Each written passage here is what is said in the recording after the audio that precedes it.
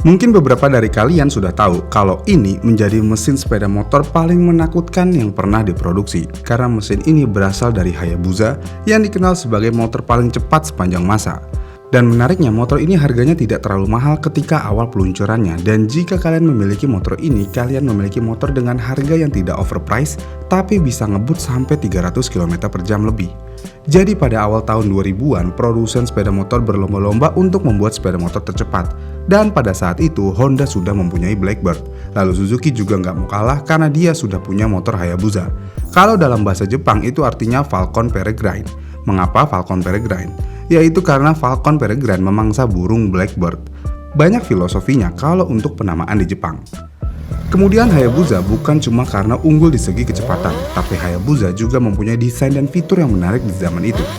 Fitur desain utama Hayabusa ini adalah fitur ram air, dan itu adalah area mesh kecil yang langsung mengarah ke mesin sehingga saat di jalan, maka udaranya akan masuk langsung ke intake mesin. Dan jika motor ini melaju semakin kencang, maka udara akan semakin banyak didapatkan oleh motor ini. Dan beberapa hal menarik yang dimiliki motor ini termasuk sistem injeksi bahan bakar. Karena sampai awal tahun 2000-an, sebagian besar motor dibuat menggunakan karburator, tetapi motor ini sudah menggunakan throttle body individual. Jadi setiap silinder mendapatkan campuran udara dan bahan bakar yang sesuai. Dan ini akan menghasilkan lebih banyak daya tambahan, ditambah juga hal ini akan bisa meningkatkan respon throttle yang lebih baik lagi di saat menekan gas. Dan kecepatan pada motor ini bisa lebih dari 300 km per jam lebih. Kenapa bisa motor ini sampai ngebut begitu? Ya ini karena mesin yang digunakan adalah mesin inline 4. Dan inline 4 di sini sama persis dengan yang ada di mobil.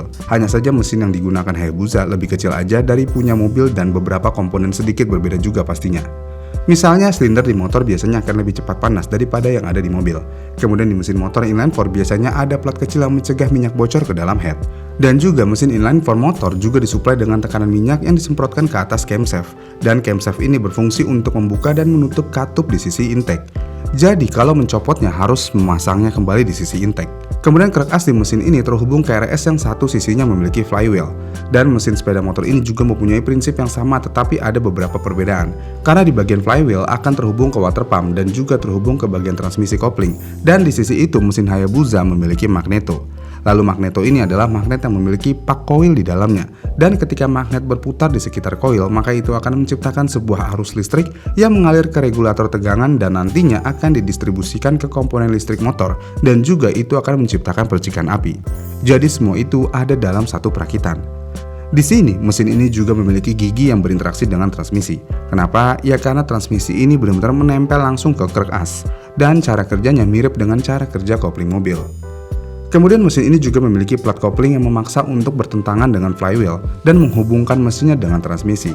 Namun ada beberapa komponen tambahan yang membuat mesin Hayabusa menjadi lebih sedikit sulit untuk dipahami, tetapi prinsipnya tetap sama. Karena tidak seperti mobil di mana di mobil memiliki satu plat kopling, sedangkan di Hayabusa memiliki beberapa plat kopling seperti pada motor bebek kopling pada umumnya. Dan kemudian mesin ini juga memiliki pad logam yang terlibat dengan plat kopling tersebut. Dan hal ini akan masuk di antara hub luar dan hub dalam mesin ini.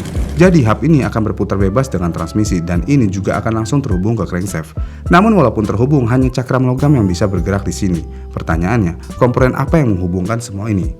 Sebenarnya yang menghubungkan semua ini adalah press plate. Jadi press plate akan mengunci semua gaya pegas yang mendorong semua komponen ini secara bersamaan. Dan ketika mesin ingin melepaskannya, maka batang dari sisi lain akan mendorong piston hidrolik, di mana itu bakal mendorong tuas dan mendorong hub agar memisahkan semua komponen. Dan memungkinkan ini akan berputar secara independen nantinya. Jadi jika Hayabusa ingin mengganti gigi, maka harus melepaskan koplingnya. Dengan komponen yang hebat, ditambah kecepatan yang membuat kita takjub, maka ini menjadi motor favorit di zamannya. Lalu kenapa mesin ini bisa membuat begitu banyak daya atau tenaga? Sebenarnya ini karena ukurannya dalam perbandingan motor dan salah satu hal itu adalah mesin ini memiliki diameter 80 mm. Kemudian untuk memberikan gambaran nih, Civic memiliki piston 85 mm yang memiliki konfigurasi inline 4 juga. Tapi inline 4 mobil itu lebih berat sekitar 454 kg, sedangkan mesin Hayabusa lebih ringan. Dan itulah kenapa motor Hayabusa bisa mencapai 300 km per jam dan Civic nggak bisa.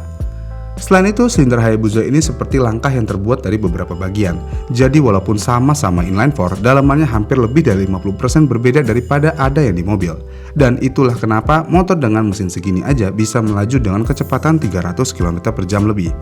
Tapi di luar dari mesin yang ada, semua aerodinamis motor juga berperan. Dengan demikian, semuanya harus menjadi kesatuan yang sempurna.